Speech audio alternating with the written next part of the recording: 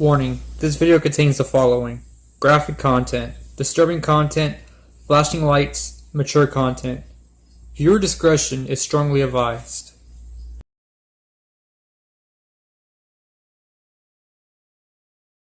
This video may have visuals or audio that may be subject to copyright. Work, notify me immediately. Otherwise, visuals and stories will be in the description below. So a lost episode of Creepypasta are episodes of a TV show or even parts of a movie, or even a movie in general, that are so dark and disturbing for certain viewers that they're not even supposed to see the light of day. However, some way, they get leaked onto the internet, or someone somehow gets a hold of them, which gives us a Creepypasta lost episodes. Now, roughly, they're not very good, but I was able to find 10 of the best of the best. So without further ado, here are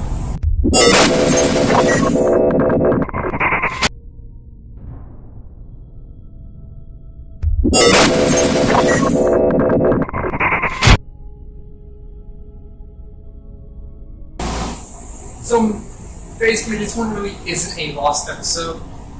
This is more on the lines of an urban legend. But since it's a TV based, I seriously thought this would be a really, really good one. And it's actually one of the first Creepypastas I actually read that got me into the fandom. It's a really good read, and let me explain what it is. So during wartime Babylon, a TV show used to play called Where the Bad Kids Go. And this is basically to cause scare tactics to prevent kids from misbehaving. Some of the things bad kids would do would be steal food from the refrigerator or from the kitchen, have their hands under the sheets, and so on. This would result in the kids in the shows being taken to a building where they punish bad kids and have it televised. At the end of every episode, here's kids screaming behind an iron rusted door. The camera will then zoom in onto the door, and an arrow breaker will say, "That's where the bad kids go." Well, one photographer remembered a TV show when he was a kid, and he went out to find the set it was shot on. Miraculously or unmiraculously, he found it. But what he seen behind the iron rusted door would scar him for life.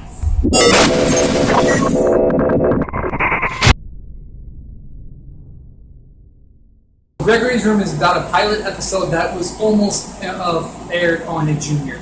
The author was about 6 years old when he told his parents he wanted to be a cartoon tester one day. And since they lived down the street from Nickelodeon Studios, they believed that it'd be a good idea for him to go check it out.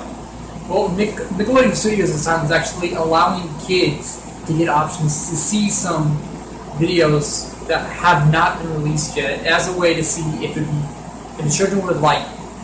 Well, one day, the director of Nickelodeon Studios put in a CD known as Gregorys Room. It was supposed to be a new series coming to Nick Jr.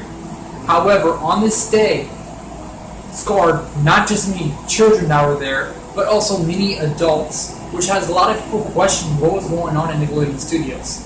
I do have the video on here, but fair warning, what you're about to see is truly graphic and disturbing in multiple ways.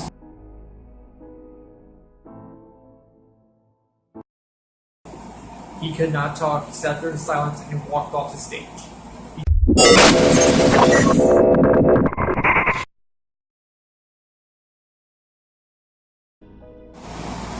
So the last episode of Ed, Eddy, or episode 34, was supposed to play on October 2005. However, it was released early. Instead of what was supposed to happen was at 5 a.m., episode 1 was supposed to have a rerun. However, somehow, someway, episode 34 was released. And even though it was at 5 a.m., many teenagers and kids seen the morbid episode. It starts out with Eddy and Ed walking down the street. Eddy had red circling his iris, and Ed looked up here that he was crying. However, the most disturbing thing about it was, instead of the camera going at a side angle, it made it look like Eddy was actually coming after the viewer. Then it actually cuts to Double D laying in Eddy's bedroom with no windows or doors, and now the whole bedroom is swallowed by orange, with the exception of his bed, which is still purple. Double D somehow just gets up and starts walking around like SCP-096, running like a catfish.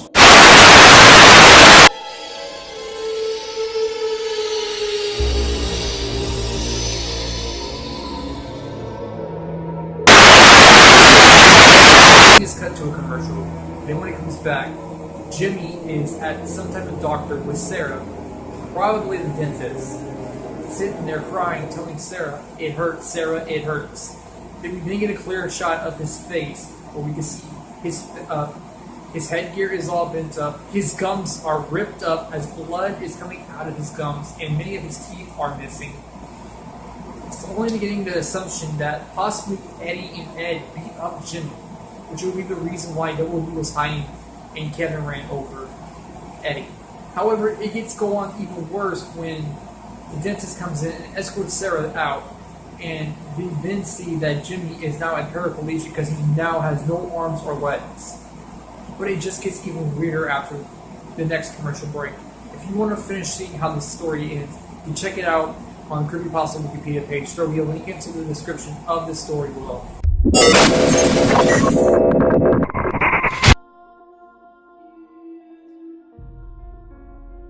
Dead Bart was basically a lost episode in season 1 of The Simpsons. Now, a lot of people say that there was about maybe 13 episodes, where there's actually a hidden one. But the writer of The Simpsons did not like talking about it at the time, but many of the directors and the people that worked with him also said that he was going through a very huge depression and morbid stage of his life. Now, however, during a conference, someone brought up the lost episode. He could not talk, he sat there in silence, and walked off the stage. The author of the story said that he followed him, and the writer thought, okay, it's nothing about it, it's probably just a crazy fan. He sits there and talks about it and brings up the lost episode. The writer looks down and then tears a piece of paper and writes a web address down and says, never speak of this again. When he gets home, he Googles everything and brings to a lost episode only known as Dead Bart, or also known as Monique Lisa. The story of The Simpsons starts out as usual, except the characters are not really themselves. Homer's more angry than usual, Marge is depressed, Lisa's anxious, and Bart is a little angry, and he has a hatred to both of his parents, not really just Homer. The Act 1 ends The Simpsons going on some type of trip, or vacation, or where have you not. Bart, however, playing 50 feet in the air, breaks a window and gets sucked out, falling to his death 50 feet in the air. Act 1 ends with a shot of Bart's corpse laying on the ground. When Act 2 begins, the whole area scene for Act 2 is Homer, Marge, and Lisa sitting at the kitchen table crying. Now, this may sound a little depressing, but it actually gets really disturbing because the crying actually sounds realistic. And you see images flashing back and forth in front of you.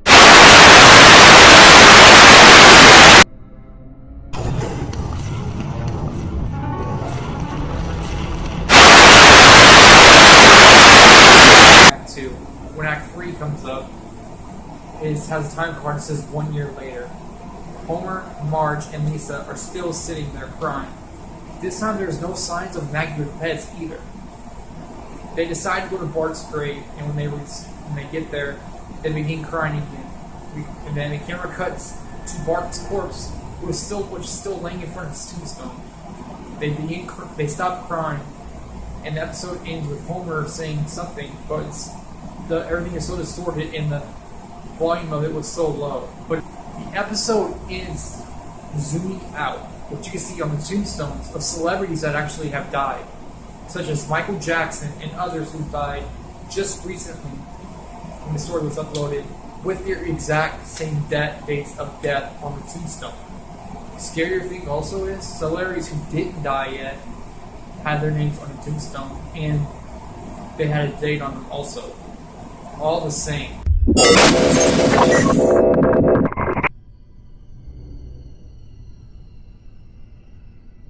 If you're a little young, you may not recall Tom and Jerry, or the original episodes, because basically they came out in the early to mid-90s.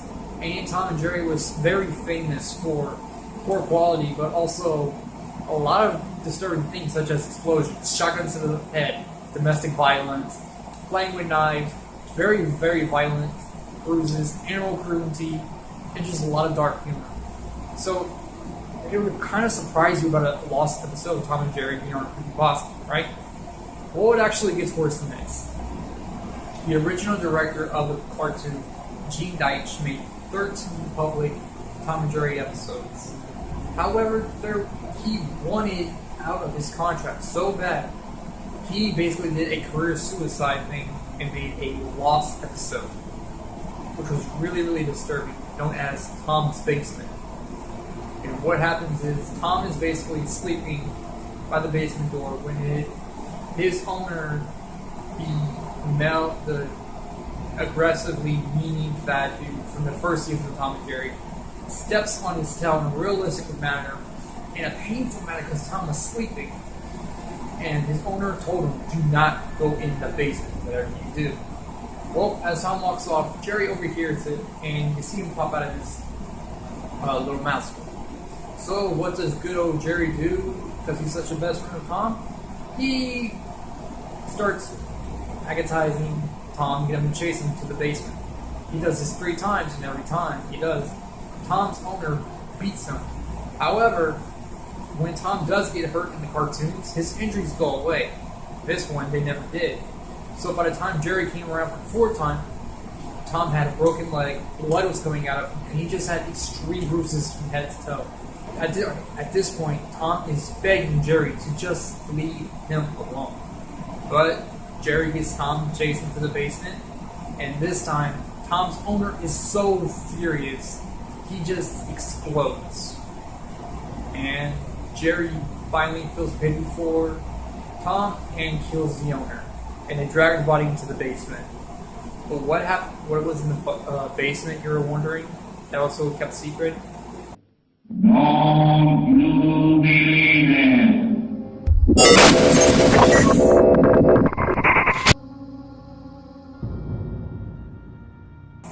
Many kids at the time in 2005, and even teenagers, may remember a bumper, sign-off bumper that played between 10 o'clock and 5 in the morning on Cartoon Network.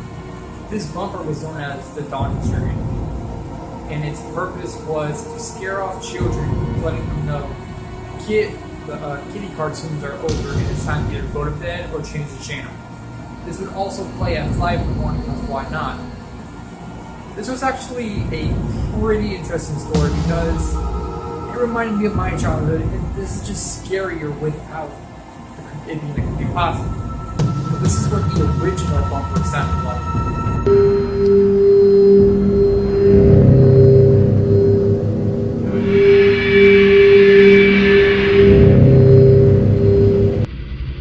Doesn't sound complete, does it? Because it's not. Well, there is a real reason why this bumper isn't used by adults from the Cartoon Network. The estimated time of the bumper, the original bumper, was supposed to go for 9 seconds. This would get time for Cartoon Network director to leave and Adult Swim staff member to come in and take it and stop it. However, this wasn't the case at all. On one night, the final night played, it went over from 9 seconds to almost 2 minutes long. Nobody knows why it went this long, but it had to be intercepted immediately. This was the bump.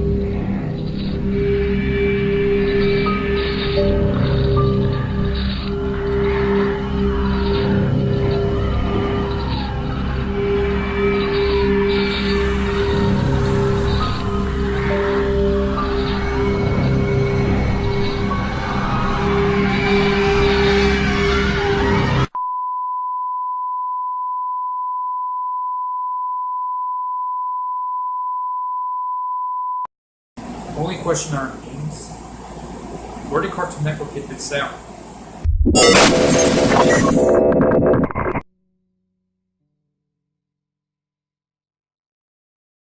Suicide Mouse.avi was actually one of the first Creepypasta lost episodes to be uploaded. The story, there is a sinister backstory to it. However, we'll be looking at basically the main frame of everything. Basically, the first part of it, the first 2 minutes, is just Mickey walking in a continuous loop past 6 buildings. Everything is in black and white. And piano music is really rough. It's like someone just begging the repeats. However, at 2 minutes, the screen goes to black, and this continues until 6 minutes. But what no one knows why it goes to black between 2 minutes and 6 minutes. Nobody knows what's supposed to happen between those 2 minutes anyway. However, what happens later on is at 6 minutes, if you hear some type of groaning or moaning or someone trying to talk in the background. But at the 7th minute, it gets louder, and then Mickey's face starts melting. The person reviewing this disc at the time had to leave at the 8-minute mark because he said it was too disturbing, so a security guard went in to watch the rest of it. What happens at the 9-minute mark is not for certain, except that Mickey commits suicide or dies somehow. The security guard runs out of the filming room and begs the critic to shoot him in the head, saying, "The eyes of hell are upon us. He walks the earth." What? Okay, if that doesn't get you ready for Halloween, I don't know what will, but Suicide Mouse, everybody.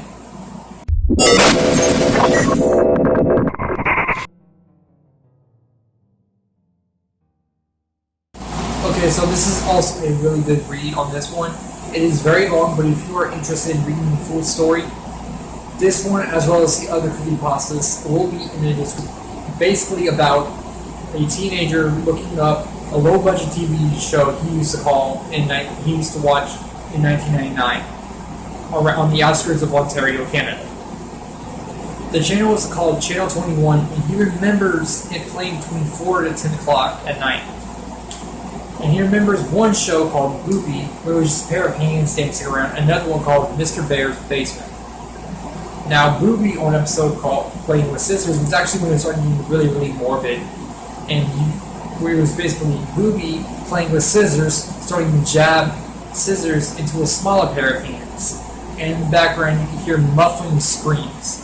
Going on to Mr. Bear's Basement, there was basically a grown man dressed in a bear suit in a basement with children, and I cannot tell you some of the things they did on here, but basically if you want to find out what they did, because it's not what you think of what he did, you can check it out in the description below on 1999. It is very long, but I'm telling you right now, it is a good read, and the plot twist will just shock you. Like I said, he did not do what you think he did to the kids, but it's, if anything, even worse.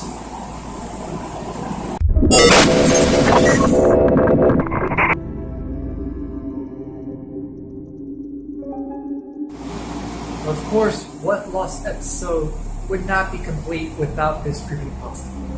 Maybe, once again, like Suicide Mouse, maybe one of the most infamous lost episode creepypasta is Squidward's suicide, and this is basically the second creepypasta I have ever read. Okay, so this one is basically really, really interesting because you're taking a depressed character and bringing a real life situation in with suicide, and also with "Do You Feel Happy Now" taking place after the creepypasta. It's actually pretty interesting. But Squidward's suicide starts out with just being average. Squidward is practicing for a clarinet recital when he hears SpongeBob being annoying outside his house. Squidward yells at him, telling him he needs to go away, and so he practices for his clarinet recital. SpongeBob says okay and goes hang out with Patrick and Sandy. Well, the bubble screen comes up that we all came to love as kids, and it comes to the end of Squidward concert. As he's playing a few frames, a loud screech is heard, and everyone starts booing with hyper-realistic eyes, including SpongeBob, who's in the middle of the frame.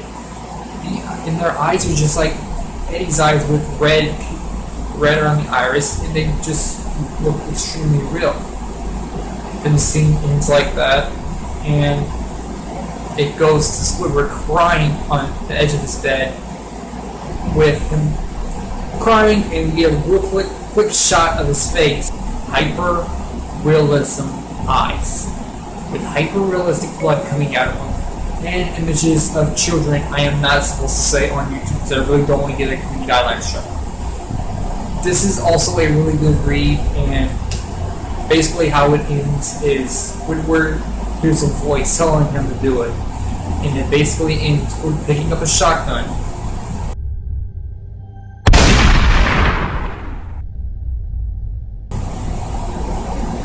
and taking his life.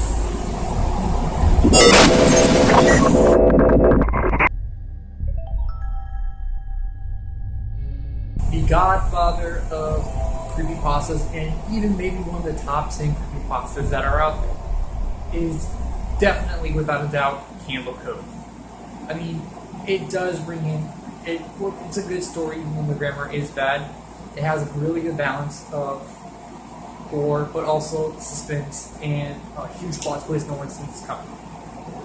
Now, if you've never heard of Cove, I will explain everything to you, but you can also read it for yourself.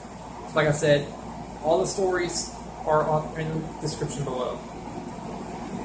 So Cove is basically started out as a blog on some 4chan, where people were starting to talk about a childhood show they remember called Cove. To the blogger's surprise, she sees others who remember exact same detail as her, including some of the characters, such as the boat, Horace the Terrible, and the Skin Taker, who had a jaw that actually slid back and forth instead of up and down. When a girl asks, "Why does your jaw do that?" he answers, but instead of looking at the girl, he looks at the screen and says, "It's better to grind your skin with." But if that doesn't really get any weird, they all remember or all recall the final episode of Cove, where everyone was just sitting there screaming, and the main character, the girl, was just crying. And it just scared everyone. But the plot twist will change everything. Because one of the bloggers went to talk to his mom that day and asked why was he ever allowed to watch Cove when he was a kid. His mom replied, "I'm surprised you even remember Cove. You used to tell me all the time that you were going to watch your favorite pirate show. You were going to watch Cove and sat in front of a TV full of static and dead air for 30 minutes. You had a really huge imagination with your pirate show." And there you have it. Top 10 Lost Episode Creepypastas. Guys, I know I wasn't really excited about everything. I love doing Lost Episode. I do love doing Creepypasta videos for you guys. But I've been really busy and tired lately, so if it looks like that, I'm not really into it. It's because I've been just really tired. A lot of stuff going on, a lot of stuff to prepare for, Halloween, still trying to get to college, and also playing the short film out, which I will be revealing, which is going to be in a second. But however, if you enjoyed this video, as always guys, leave a like, comment the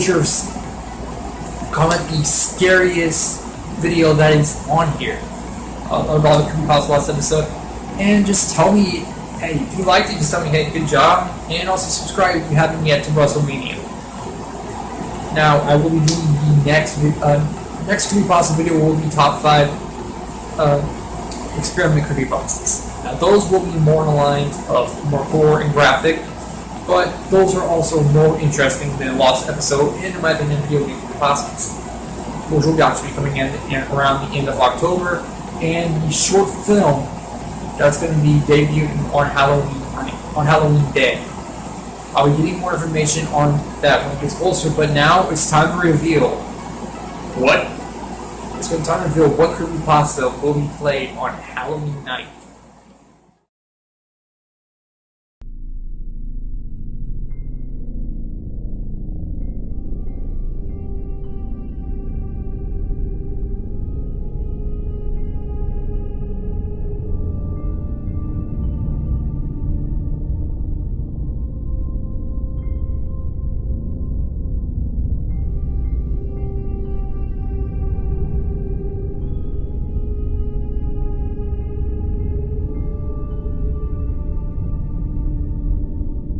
Bye.